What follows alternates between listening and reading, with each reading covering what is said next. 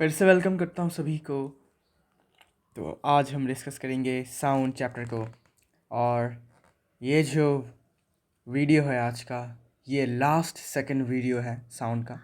In the next video our chapter will be finished, means will be completed, and then we will try to do or to start new topics as well. तो आज का video थोड़ा लेंदी हो सकता है, तो इसलिए मैं जल्दी जल्दी स्टार्ट कर देता हूँ। तो आज का टॉपिक रहेगा रिफ्लेक्शन ऑफ साउंड पहला। ठीक है, पहला टॉपिक क्या है? Reflection of sound. अभी देखो, हमने लाइट चैप्टर पढ़ा ही होगा अपने क्लास 8-7 में। ठीक है, लाइट क्लास 7-6 आई गेस, इतना 8 में भी शायद आपने पढ़ा होगा लाइट चैप्टर। तो उसमें आपने देखा होगा रिफ्लेक्शन ऑफ लाइट जो है, रिफ्लेक्शन ऑफ लाइट जो होता है वो हमें पता है रिफ्लेक्शन होता है। लॉज ऑफ रिफ्लेक्शन भी हमने पढ़े, 2 रिफ्लेक्शन के लॉज होते हैं लाइट के। ठीक है, वैसे ही साउंड के भी रिफ्लेक्शन ऑफ साउंड है और laws of reflection of sound waves भी है। ठीक है, बिकॉज देखो साउंड भी एक एनर्जी है, लाइट भी एक एनर्जी है। ठीक है, तो इन दोनों में थोड़ा सा सिमिलरिटी है, बिकॉज लाइट भी वेव है, साउंड भी वेव है। डिफरेंस ये है कि लाइट नॉन मैकेनिकल है, साउंड मैकेनिकल है। ठीक है ना। सो रिफ्लेक्शन ऑफ साउंड क्या कहता है, देख लेते हैं। जब साउंड वेव्स एक सरफेस से टकराती है या फिर टकराते हैं, ये अपने ओरिजिनल मतलब सेम मीडियम में फिर से वापस चले जाते हैं। दिस फिनोमिनन इसको रिफ्लेक्शन। मतलब मान लीजिए कि क्या हुआ कि जैसे लाइट में होता है ना, जैसे कि लाइट इधर एक पॉलिश्ड हाईली पॉलिश्ड सरफेस है जैसे कि मिरर, तो एक ये है एयर। ठीक है, मतलब क्या, गैस वाला मीडियम। ठीक है, तो यहाँ से लाइट का एक रे आया यहाँ पर, ऐसे करके इसे हम क्या कहते हैं, इंसिडेंट रे। ठीक है ना। और ये जो है ना, ये क्या मीडियम है, सॉलिड मीडियम। क्यों? क्योंकि मिरर क्या है, सॉलिड। तो मिरर क्या बन जाता है, सॉलिड मीडियम। ओके, तो लाइट का जो रे है वो एयर मतलब गैस मीडियम से आकर सॉलिड मीडियम में आए, मतलब सॉलिड मीडियम में आ गया। फिर यहाँ से टकराकर फिर से चला गया अपने ओरिजिनल गैस वाले मीडियम में। ठीक है ना। देखो, पहले वो गैस वाले मीडियम में था, एयर में था, फिर आया टकराया कहाँ पर, सॉलिड वाले मीडियम में, मतलब मिरर में टकराकर वापस सेम एंगल बनाकर वो अपने फिर से ओरिजिनल मीडियम जो कि गैस मीडियम है वापस चला गया। ठीक है ना। साउंड वेव भी ऐसा ही है। साउंड वेव में हमें क्या चाहिए, हमें लार्जर सरफेस एरिया बस चाहिए होता है, मतलब और भी बड़ा सरफेस एरिया और हार्ड सरफेस एरिया हमें चाहिए होता है रिफ्लेक्शन ऑफ साउंड के लिए। लाइट के लिए छोटा सा मतलब छोटा सा सरफेस एरिया होने से भी चलता है, लेकिन साउंड में हमें ज़्यादा चाहिए होता है। तो साउंड में क्या होता है, साउंड भी गैस वाले मीडियम से आता है। ठीक है, आता है फिर टकराता है किसी एक हार्ड या फिर हार्ड एंड लार्ज सरफेस में टकराकर वापस अपने गैस वाले मीडियम में चला जाता है। ठीक है, तो वो पहले गैस वाले मीडियम में था, एक अलग मीडियम में था, फिर वो टकराया किस एक सॉलिड वाले मीडियम, मतलब एक अलग मीडियम में आकर टकराया। टकराने के बाद एक एंगल बनाकर फिर से अपने गैस वाले मीडियम में चला गया। ठीक है, तो इसे हम कहते हैं क्या, रिफ्लेक्शन ऑफ साउंड वेव। ठीक है, so when sound waves strike a surface they return back into the same medium and this phenomenon is called reflection. Phenomenon मतलब क्या, कि ये हमेशा होता है, ये नेचुरल होता है, नेचुरल। ठीक है, and the reflection of sound is similar to that of light ray. मैंने बोला था कि लाइट रे का जो रिफ्लेक्शन होता है और साउंड का जो रिफ्लेक्शन है सिमिलर होता है, लेकिन the only difference is that sound waves require bigger surface areas for reflection. मतलब साउंड वेव्स के मतलब साउंड वेव और लाइट वेव के जो रिफ्लेक्शन में एक ही डिफरेंस है। क्या डिफरेंस है कि जो साउंड वेव्स होते हैं उनको बड़ा एरिया चाहिए होता है, बड़ा सरफेस चाहिए होता है रिफ्लेक्शन के लिए। ठीक है, छोटे सरफेस से उनका रिफ्लेक्शन नहीं होता, बड़ा वाला सरफेस चाहिए होता है, तभी जाके रिफ्लेक्शन होता है साउंड का। ठीक है, इसके बाद लॉज ऑफ रिफ्लेक्शन क्या है। लॉज ऑफ रिफ्लेक्शन जो है, पहला तो लिखा हुआ है angle of incident equal to angle of reflection. ये तो लाइट में भी हमें पता है, एंगल ऑफ इंसिडेंट और एंगल ऑफ रिफ्लेक्शन। ठीक है, तो ये है वो मीडियम। ठीक है, ये लाइट रे मान लीजिए, ये इंसिडेंट रे है, और ये क्या है, रिफ्लेक्टेड रे। और इन दोनों के ये क्या है, मीडियम, सॉरी नॉर्मल। ये है नॉर्मल। नॉर्मल क्या है, एक इमेजिनरी परपेंडिकुलर लाइन होता है। इसमें डॉटेड बना लेता हूँ ऐसे। ठीक है, तो ऐसे करके मैं अगर डॉटेड बनाता हूँ, ओके। तो ये और नॉर्मल के साथ इंसिडेंट रे जो एंगल बनाएगा और रिफ्लेक्टेड रे जो एंगल बनाएगा नॉर्मल के साथ, ये दोनों क्या होते हैं, इक्वल होते हैं। Angle of incident equal to angle of reflection, ठीक है। So this is the fact, okay. तो इस और ये तो सिर्फ लाइट रे का था, लेकिन साउंड जो वेव होते हैं उसमें भी सेम होता है। वो इंसिडेंट रे उनका जो होता है वो नॉर्मल के साथ जो एंगल बनाता है वही एंगल वो रिफ्लेक्टेड रे भी एंगल वही एंगल नॉर्मल के साथ बनाता है, ठीक है। Means I equal to R, I मतलब क्या, angle of incident, R means angle of reflection. So ये वाला कॉमन रहता है दोनों में। Second is the incident direction of ray, sorry direction of sound, मतलब इंसिडेंट रे है ना, जैसे कि इंसिडेंट रे ऑफ लाइट, इसमें लिखा है इंसिडेंट डायरेक्शन ऑफ साउंड, ठीक है। मतलब ये वाला इंसिडेंट डायरेक्शन ऑफ साउंड, और ये है रिफ्लेक्शन डायरेक्शन ऑफ साउंड। ये इंसिडेंट और ये रिफ्लेक्टेड, ठीक है। ये इंसिडेंट, ये रिफ्लेक्टेड। और जो नॉर्मल है the surface at a point of incidence और light in the same plane, जैसे कि मैंने बोला था लाइट में क्या होता है, लाइट में भी एक लॉ था कि ये एक रिफ्लेक्टिंग सरफेस है, इंसिडेंट रे आया, नॉर्मल रे है ये, तो ये तीनों की तीनों एक ही पॉइंट पर, तो ये तीनों एक ही पॉइंट में मीट करते हैं। देखो ये इंसिडेंट रे इसमें इस वाले पॉइंट पे मीट हुआ, रिफ्लेक्टेड रे भी इसी पॉइंट से स्टार्ट हुआ, और नॉर्मल भी इसी पॉइंट पे है, ठीक है। So the incident direction of sound means ये वाला, the reflected direction of sound मतलब ये वाला, और जो नॉर्मल है ये वाला normal to the surface at a point of incident. Point of incident मतलब जिस पॉइंट पर इंसिडेंट रे सॉलिड मीडियम से, मतलब कोई भी सरफेस से टकराया है। देखो इंसिडेंट रे कहाँ पर आके टकराया है, यहाँ पर, इस वाले पॉइंट पर, इन दिस पॉइंट। तो इसी पॉइंट से नॉर्मल भी होगा, और नॉर्मल भी ऑरिजिनेट होगा, और रिफ्लेक्टेड रे भी इसी पॉइंट से ऑरिजिनेट होगा जिस पॉइंट पर इंसिडेंट रे जो आया है, मतलब टकराया है, स्ट्राइक किया है सरफेस को, ठीक है। So all lie in the same plane, देखो सेम प्लेन है, ठीक है। सेम प्लेन मतलब एक ही पॉइंट पर लाई करते हैं तीनों, ये भी और ये भी, ठीक है, जैसे लाइट रे में हुआ था, ठीक है। तो आई होप को समझ में आ गया होगा, क्योंकि ये हमने लाइट चैप्टर में भी ऐसे ही पढ़ा था, और लॉज ऑफ रिफ्लेक्शन। अभी describe an experiment to demonstrate law reflection of sound. अभी रिफ्लेक्शन ऑफ साउंड कैसे होता है डेमोन्स्ट्रेट हमें करना है। तो एनसीईआरटी किताब में एक डायग्राम आपको देखने को मिल रहा होगा, ये वाला। तो मैं इसको डिस्क्राइब करता हूँ कैसे करना है। सबसे पहले क्या करना है, आपको ये वाला जो चीज़ है ना इसको फॉलो करना है, ठीक है। क्या करना है, तो आपको सबसे पहले आपको एक ट्यूब ऐसा लेना है, दूसरा ट्यूब ऐसा लेना है।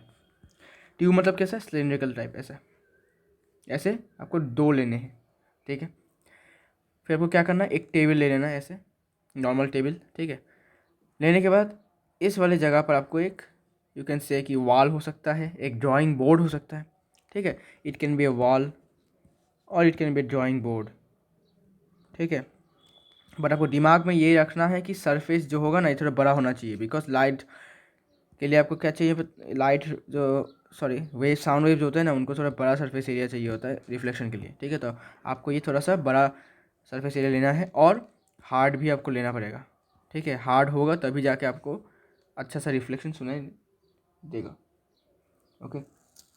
सो आपको एक ड्राइंग बोर्ड या फिर वॉल के पास भी कर सकते हो आप इस एक्सपेरिमेंट को, ठीक है। करने के बाद क्या करना है, देखो first we will take a drawing board and fixed it in the vertical position on the table. Vertical position मतलब 90 डिग्री एंगल में है, ओके। फिर क्या बोला, now we take two tube, ये वाला दो ट्यूब, एक दो, and placed on the table such that they make some angle with each other. मतलब इनको हमने ऐसे रखा है टेबल पर जिससे कि इन दोनों के बीच में क्या आ रहा है, कुछ एंगल है। तो देखो ये वाला अगर हम नॉर्मल पकड़ते हैं तो ये वाला ट्यूब और ये वाला ट्यूब में थोड़ा एंगल है, you can see this is the angle between the tubes, okay. फिर क्या बोला, we will put a clock. हम पहले इस वाले ट्यूब के, मतलब इस वाले ट्यूब के स्टार्टिंग वाले पॉइंट में हमने क्या कर दिया, एक क्लॉक रख दिया, ठीक है। And on one end of the first tube and A solid screen between the two tubes. एक सॉलिड स्क्रीन मतलब ऐसा, ठीक है। ये एक स्क्रीन है, नॉर्मल कौन है, नॉर्मल है ये, देखो नॉर्मल नॉर्मल ये है, तो मैं लिख देता हूँ actually, this is the normal, ये नॉर्मल है, दिस इज नॉर्मल। और जो ये है ना ब्लैक कलर का दिख रहा होगा आपको, ये जो है ना ये है एक्चुअली स्क्रीन। वेट, ये वाला कलर से नहीं होगा, ये वाला कलर रहेगा,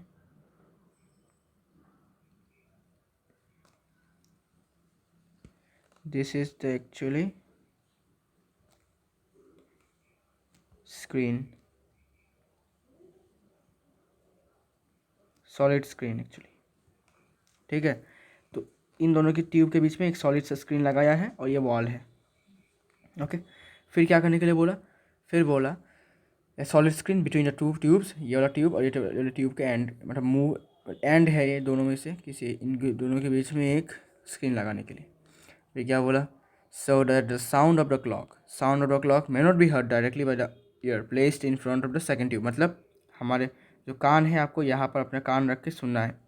तो हमने स्क्रीन क्यों रखा, हमने स्क्रीन जानबूझ कर रखा, किस कारण से, सो दैट जो क्लॉक का जो साउंड है, क्लॉक जो रिंग करेगा ना, जो से अलार्म बजने के बाद रिंग करता है, तो इसका जो साउंड ट्यूब से होकर डायरेक्ट इस वाले ट्यूब में नहीं आएगा, ये बाउंस होकर रिफ्लेक्ट होकर आएगा, इस वॉल में लगेगा, ठीक है। और स्क्रीन दिया गया है ताकि डायरेक्ट आना आ जाए साउंड, स्क्रीन इस वाले वॉल पर टकरा कर फिर आएगा, ठीक है ना। So the second tube, the sound of the clock after reflecting from the drawing board, देखो drawing board enter the second, मतलब इस स्क्रीन ने क्या किया, स्क्रीन ने साउंड को डायरेक्ट आने से रोका, ताकि साउंड मजबूर होकर उस ड्राइंग बोर्ड से जाकर टकराएगा, टकराने के बाद वो इस सेकंड ट्यूब में आएगा। समझ में आ गई बात। तो पहले वो साउंड बोर्ड मतलब सॉरी ड्राइंग बोर्ड में टकराएगा, फिर जाके इस सेकंड ट्यूब में आएगा, डायरेक्टली ऐसा नहीं आएगा, ठीक है। Now and are heard by the ear placed in front of it. Now we will adjust the position of the second. अभी क्या करेंगे हम, सेकंड वाले ट्यूब के पोजीशन को थोड़ा एडजस्ट करेंगे। क्यों एडजस्ट करने से क्या होगा कि हमें पता चलेगा कि कौन से एंगल में रखने के बाद हमें ज़्यादा साउंड सुनाई दे रहा है, मतलब साउंड का जो लाउडनेस है सबसे ज़्यादा है। देखो इसमें लिखा है we will adjust the position of the second tube till the loudness of the second sound heard through the second tube becomes maximum. जब तक हम जो सेकंड ट्यूब से जो हमारे कानों में सुनाई दे रहा है, जो क्लॉक का जो बजने का जो साउंड है सबसे ज़्यादा लाउड, तब तक जब तक नहीं हो जाता तब तक हमने इसको एडजस्ट करना है, इस सेकंड ट्यूब को। ओके फर्स्ट ट्यूब का आपको टच नहीं करना है, सेकंड ट्यूब का आपको एडजस्ट करना है, ठीक है। ताकि इनके बीच में जो एंगल है, मतलब ये नॉर्मल है तो इनके बीच में जो एंगल है वो इक्वल हो जाए, ठीक है। So at this stage angle of incident equal to angle of reflection, मतलब ये वाला एंगल और ये वाला एंगल क्या है, इक्वल हो जाएगा, and which is the law of reflection, और इसी को हम कहते हैं लॉ ऑफ रिफ्लेक्शन, ठीक है। तो आई होप आपको समझ में आ गया होगा कि कैसे करना है इस एक्टिविटी को, एक्सपेरिमेंट को, ठीक है। फिर से रिकैप कर देता हूँ। सबसे पहले क्या लेना है, 2 ट्यूब लेना है आपको, फिर यहाँ पर एक टेबल ले लेना है, टेबल लेने के बाद आपको यहाँ पर एक ड्राइंग बोर्ड या फिर कुछ वॉल हो सकता है, यूज़ कर सकते हो, वॉल से भी यूज़ कर सकते हो, एक ही बात है। लेकिन आपको याद रखना है कि सरफेस जो है इसका बड़ा होना चाहिए, ठीक है। फिर आपको यहाँ पर एक सॉलिड सा स्क्रीन दे देना है ताकि क्या हुआ, जो साउंड है वो डायरेक्ट ना आ जाए सेकेंड ट्यूब में। यहाँ पर फर्स्ट ट्यूब के मुंह में आपको एक क्लॉक रख देना है, ठीक है, जो बज रहा है मतलब रिंग कर रहा है। फिर आपको क्या करना है, सेकंड ट्यूब के इस वाले छोर से आपको सुनना है, और आपको मतलब सुनते सुनते आपको क्या करना है, इस सेकंड वाले ट्यूब को थोड़ा एडजस्ट करना है, ताकि जो साउंड आपको सुनाई दे रहा है उसका जो लाउडनेस हो एकदम मैक्सिमम हो, बिकम्स मैक्सिमम। और जब ये मैक्सिमम हो गया तब समझ जाना कि जो एंगल ऑफ इंसिडेंट है और एंगल ऑफ रिफ्लेक्शन है वो एकदम इक्वल हो चुका है, और इसी को हम कहते हैं लॉ ऑफ रिफ्लेक्शन, ओके। फिर अभी इसका एप्लीकेशन क्या है, रिफ्लेक्शन ऑफ साउंड का कहाँ कहाँ यूज़ होता है, ठीक है। So megaphone is used for amplifying and directing the voice of a person who speaks into it. Stethoscope is used by doctors for listening the sounds produced inside the human body. तो देखो megaphone जो होते हैं ना, ऐसे होते हैं कि ऐसे करके इसमें हैंडल वाला होता है ऐसे, ठीक है, यहाँ से साउंड निकलता है। तो ये क्या करता है कि ये रिफ्लेक्शन ऑफ साउंड पे बेस करता है। कैसे, क्योंकि साउंड जो हो रहा है प्रोड्यूस हो ऐसे होता है, देखो ऐसे होता है, कर्व होता है, ठीक है। साउंड प्रोड्यूस हो रहा है यहाँ से, इस वाले पॉइंट से प्रोड्यूस हो रहा है। प्रोड्यूस होने के बाद क्या हो रहा है, होने के बाद साउंड ऐसे जा रहा है, ऐसे जा रहा है, ऐसे जा रहा है, तो ये कुछ ऐसा होता है, ठीक है। ऐसा जा रहा है, ऐसे जा रहे हैं, जाने के बाद क्या हो रहा है,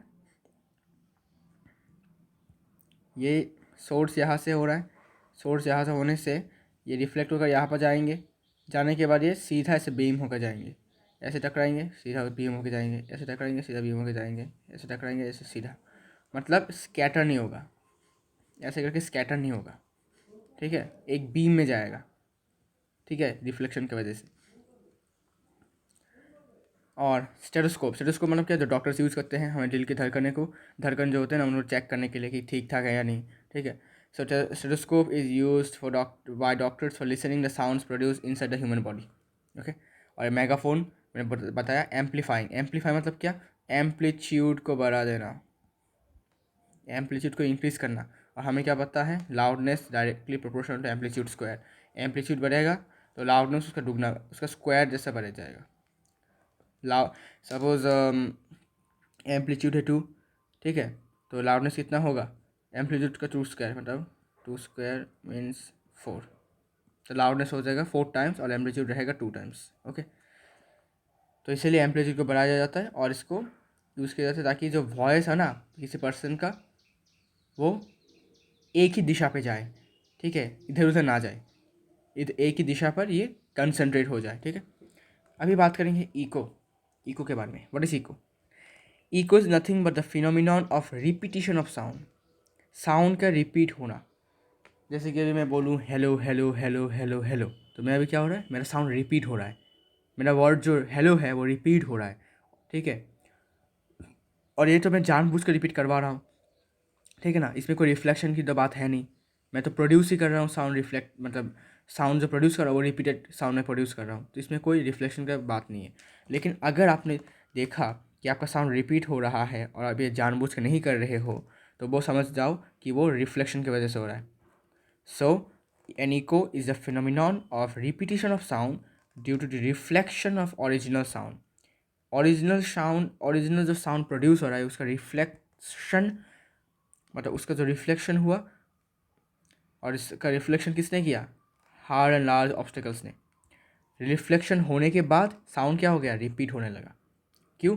देखो मान लीजिए अगर आप पहाड़ों में रहते हो, ठीक है, मीन्स हिली एरियाज़ में रहते हो, तो अगर आप ऊंची पहाड़ों पर जाने के बाद अगर आप अपना नाम चिल्लाते हो या कुछ चिल्लाते हो तो आपको सुनाई देगा कि आपका जो साउंड है वो रिपीट हो रहा है, ठीक है। ये क्यों हो रहा है, जो चट्टान है, जो पहाड़े हैं ना, वो बहुत हार्ड होते हैं और बहुत लार्ज होते हैं उनका एरिया, ठीक है ना, तो इसी वजह से साउंड जो है क्या होता है, रिफ्लेक्ट हो जाता है।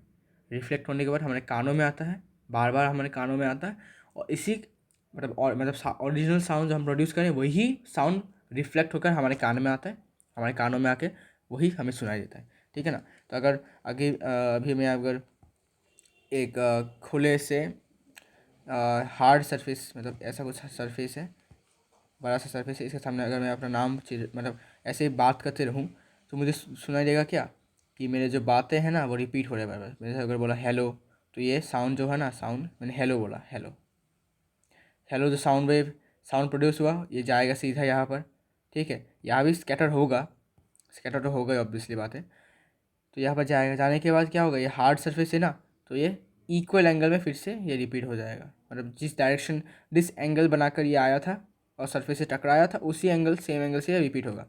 तो अगर ये 90 डिग्री एंगल में टकराया सरफेस के साथ तो 90 डिग्री एंगल में भी फिर से ये मतलब वापस ये रिफ्लेक्ट बैक होगा। अगर ये थोड़ा इस एंगल में आया तो इस एंगल में आएगा, इन दोनों के बीच में जो एंगल है वो सेम होगा, ठीक है ना। तो अगर मेरा साउंड अगर परपेंडिकुलर गया तो वो वापस परपेंडिकुलर ही आएगा, ठीक है। तो जो साउंड मैंने हेलो बोला वो यहाँ पर गया, रिफ्लेक्ट हुआ, फिर से मेरे कान में आकर हेलो आया, ठीक है ना। What are the condition for the production of eco? अभी इको जो प्रोडक्शन हो रहा है ना, इको जो साउंड है ना वो कैसे प्रोड्यूस होगा, ठीक है, ये होगा कैसे और क्या कंडीशंस चाहिए होते हैं इनके प्रोडक्शन के, कुछ मतलब हमें कुछ टर्म्स एंड कंडीशंस भी मानने होते हैं जिससे कि इको जो साउंड है वो प्रोड्यूस होगा, नहीं तो इको साउंड प्रोड्यूस नहीं होगा। तो पहला कंडीशन क्या है, the echo will be heard if the original sound reflected by an obstacle receives our ears after 0.1 seconds. मतलब अगर हमने बात की करने के बाद वो बात मतलब साउंड वेव एक हार्ड एंड लार्ज ऑब्स्टिकल से टकराया या टकराई, टकराने के बाद अगर वही साउंड हमारे कानों में वापस मतलब रिफ्लेक्ट बैक होकर हमारे कानों में वापस एंटर होता है, कब?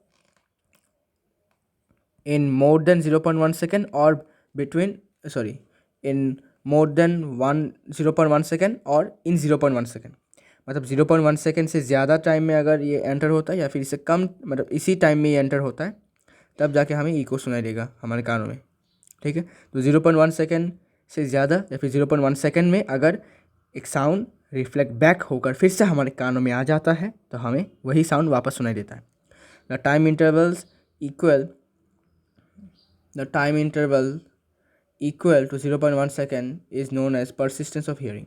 अभी आपने लाइट वाले चैप्टर में अगर आपने पढ़ा होगा परसिस्टेंस ऑफ विजन क्या होता है कि जो भी हम चीज़ देखते हैं वो हमारे आँखों में 1/16 ऑफ ए सेकेंड के लिए परसिस्ट करता है। परसिस्ट मतलब क्या? Sorry second. परसिस्ट मतलब क्या? रह जाता है, प्रोलोंगेट होता है, प्रोलोंगेट। परसिस्टेंस मतलब खिंच जाता है, खिंच जाता है, स्ट्रेच्ड हो जाता है या फिर प्रोलोंगेशन। ठीक है, तो 1/16 ऑफ ए सेकेंड के लिए हमारा जो आँख में रह जाता है जो भी हम देखते हैं। ठीक है ना, तो वैसे ही जो साउंड इंटरवल है इक्वल टू 0.1 सेकेंड, इसको हम कहते हैं परसिस्टेंस ऑफ हियरिंग। मतलब अगर इतने टाइम में या फिर इतने टाइम से ज़्यादा टाइम लेकर अगर साउंड फिर से रिफ्लेक्ट बैक होकर हमारे कान में आता है और हमें ओरिजिनल मतलब सेम साउंड सुनाई देता है तो इसे हम कहते हैं परसिस्टेंस ऑफ हियरिंग। ठीक है, the echo will be heard if the minimum distance between the source and obstacle at 22 degree Celsius is 17.2 metre. मतलब क्या बोला कि इको तभी सुनाई देगा अगर सोर्स मतलब क्या जिस जगह से साउंड प्रोड्यूस हो रहा है और ऑब्स्टेकल मतलब जिस जगह पर जाकर साउंड वेव टकरा रहा है एट 22 डिग्री सेल्सियस, ये मैटर करता है 22 डिग्री सेल्सियस। ठीक है, टेम्परेचर मैटर करता है, इक्वल टू 17.2 मीटर। मतलब सोर्स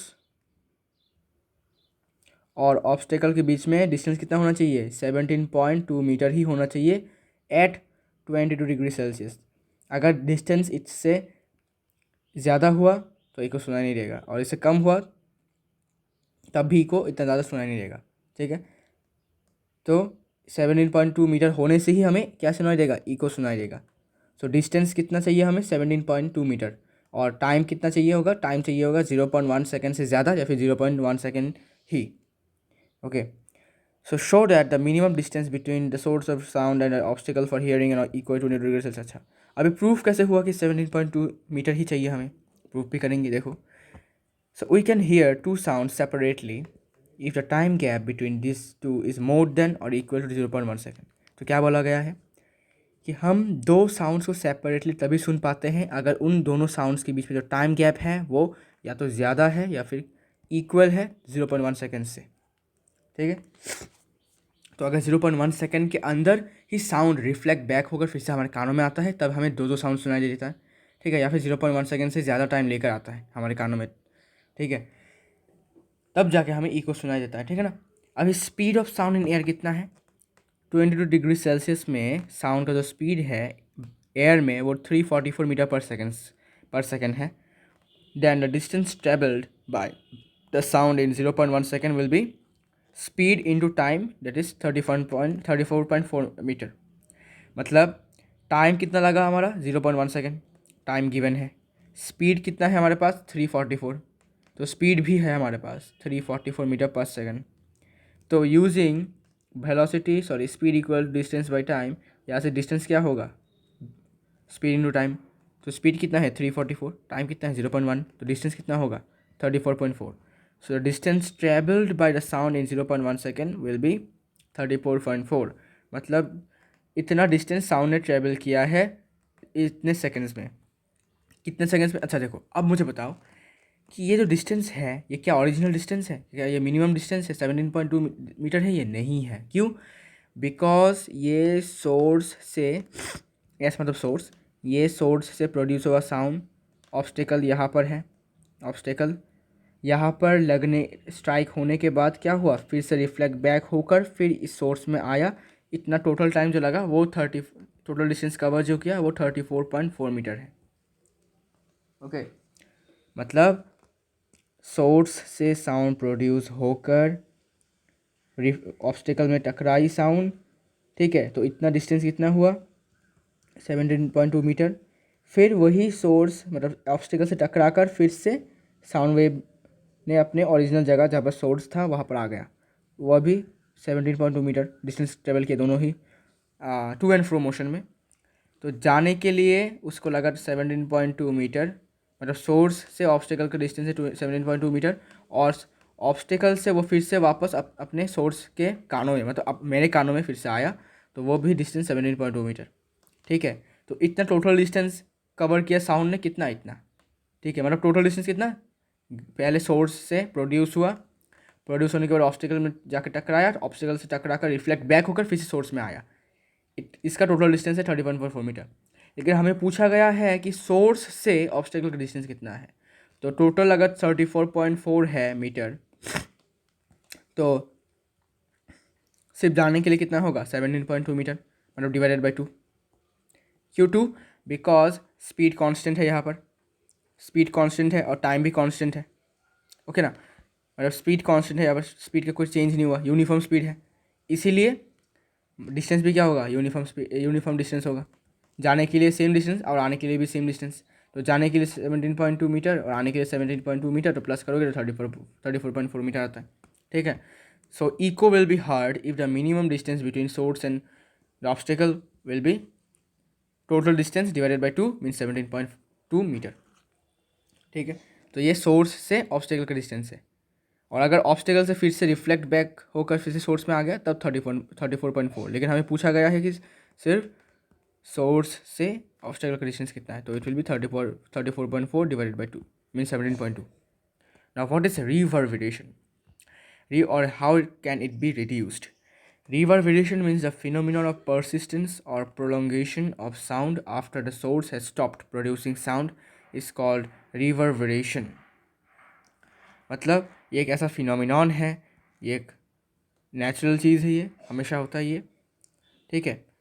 ऑफ परसिस्टेंस, परसिस्टेंस मतलब क्या, खींच जाना, स्ट्रेच, और प्रोलोंगेशन, साउंड जो है वो खींच जाती है या फिर स्ट्रेच हो जाता है, ठीक है, होता है जब सोर्स जो है जिस जगह से साउंड प्रोड्यूस हो रहा है वो उसने क्या किया, साउंड प्रोड्यूस करना बंद कर दिया, फिर भी जो साउंड है वो हमें सुनाई दे रहा है, मीन्स साउंड जो है वो खिंच गया है, ठीक है, उसी को हम कहते हैं रिवर्बरेशन। मतलब सपोज मैंने बोला अभी हेलो, ठीक है ना, तो मैं अभी हेलो बोल रहा हूँ, तो हेलो के बाद ओ जो है वो सुनाई दे रहा है हमें, ठीक है। इनफैक्ट अगर मैं मतलब ओ को बंद कहना बंद भी कर दूँ, तब भी अगर हमें, अगर ओ जो साउंड है ना अगर सुनाई देता रहे, तो समझ जाना कि रिवर्बरेशन हो रहा है। और अगर हेलो हेलो हेलो हेलो हो रहा है तो क्या होगा, इको हो रहा है।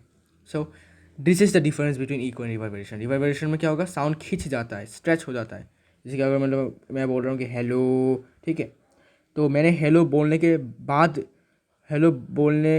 बाद भी अगर हमें ओ सुनाई देता जाता है, तो हमें कहना पड़ेगा कि हमारा जो साउंड है वो रिवर्ब्ड हो चुका है, या फिर कह सकते हो कि हमारे आसपास का जो साउंड हो रहा है, साउंड है, सराउंडिंग है, वो रिवर्बिंग सराउंडिंग है, ठीक है। So what is reverberation, the phenomenon of persistence और प्रोलॉन्गेशन ऑफ साउंड, प्रोलॉन्गेशन और खींच जाना, स्ट्रेच हो जाना of sound after the source stop producing sound is called reverberation. और रिवर्बरेशन को रिड्यूस करने का तरीका है कि we can cover the ceilings and walls of the hall with sound absorbing materials like rough plaster, fiberboard, and thick curtains. Seats are also covered with sound absorbing material. तो अगर reverberation को हमें कम करना है तो क्या करना पड़ेगा, हमें साउंड एब्जॉर्बिंग मटेरियल से कवर करना पड़ेगा सीलिंग और वॉल्स को। साउंड एब्जॉर्बिंग करने से क्या होगा, तो साउंड और रिफ्लेक्ट बैक नहीं होगा, तो रिफ्लेक्ट बैक अगर नहीं हुआ तो क्या होगा, इको भी सुनाई नहीं देगा, रिवर्बरेशन भी सुनाई नहीं देगा, ठीक है। तो अगर रिफ्लेक्ट नहीं हुआ साउंड, तो साउंड क्या हो जाएगा, सिर्फ जाएगा और वापस नहीं आएगा, तो वापस नहीं आएगा तो हमारे कानों में नहीं आएगा, तो हमें डबल साउंड्स या फिर स्ट्रेच्ड साउंड नहीं सुनाई नहीं देगा।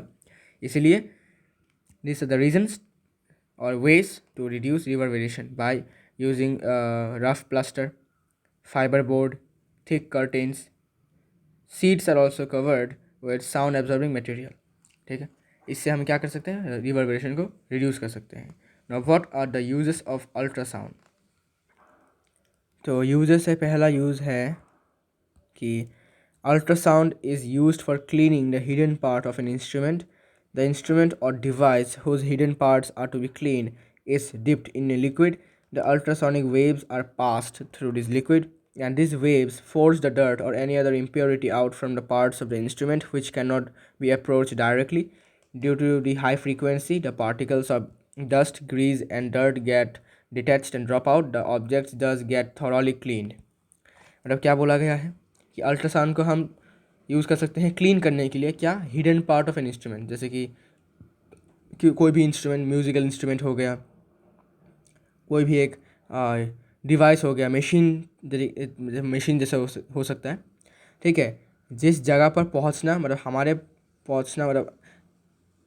हमारे हाथ नहीं पहुंचते या फिर मशीन नहीं पहुंचता, ठीक है, क्लीन करने का जो मशीन होता है ना वो नहीं पहुंचता उस जगह पर, उस जगह को क्लीन करने के लिए, किसी भी इंस्ट्रूमेंट या फिर डिवाइस को क्लीन करने के लिए, उस हिडन पार्ट को क्लीन करने के लिए क्या करना पड़ता है, हमें उसको सबसे पहले एक लिक्विड में हमें इसको डुबा देना पड़ता है, ठीक है।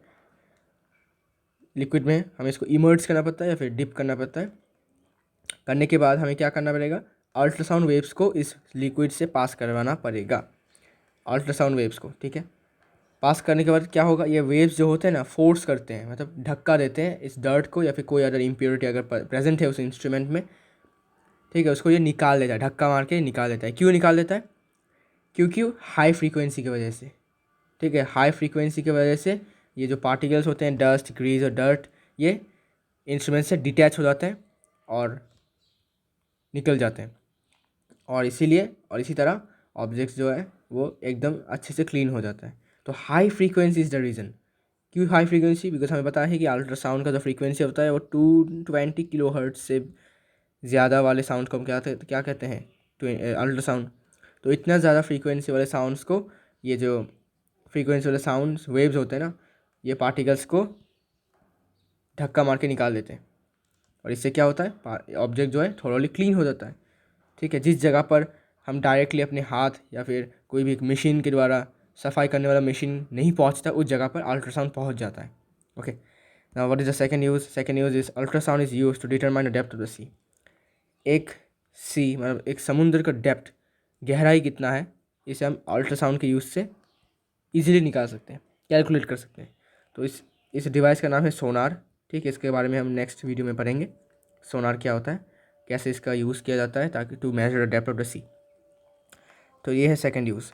थर्ड यूज़ क्या हो गया, थर्ड यूज़ है कि ultrasound waves are made to reflect from various parts of the heart and from the image of the heart. This technique is called echocardiography. मतलब अल्ट्रासाउंड जो होते हैं ना वो हमारे हार्ट के वेरियस पार्ट से गुजारा जाता है, रिफ्लेक्ट किया जाता है, और and from the image of the heart. Image मतलब हमारे हार्ट जो है ना उसके अंदर के जितने भी अगर कोई ऐसा पार्ट है कि जो डिफेक्ट है उसमें, ठीक है, तो वहाँ से ये हमें बता सकते हैं। कैसे, मैं बताता हूँ आपको। सपोज ये हार्ट है हमारा, लाइक दिस, ये हार्ट है, तो यहाँ से साउंड वेव्स को प्रोड्यूस किया गया है। तो यहाँ पर अगर कोई डिफेक्ट होता है तो साउंड वेव्स क्या होते हैं, इसमें जाकर वो फिर से बाउंस बैक होकर अपने सोर्स में आ जाते हैं। यहाँ से सोर्स है इनका, और यहाँ पर क्या होता है, कुछ डिटेक्टर्स होते हैं, मेटल डिटेक्टर्स, ठीक है, इसको डिटेक्टर्स कहते हैं।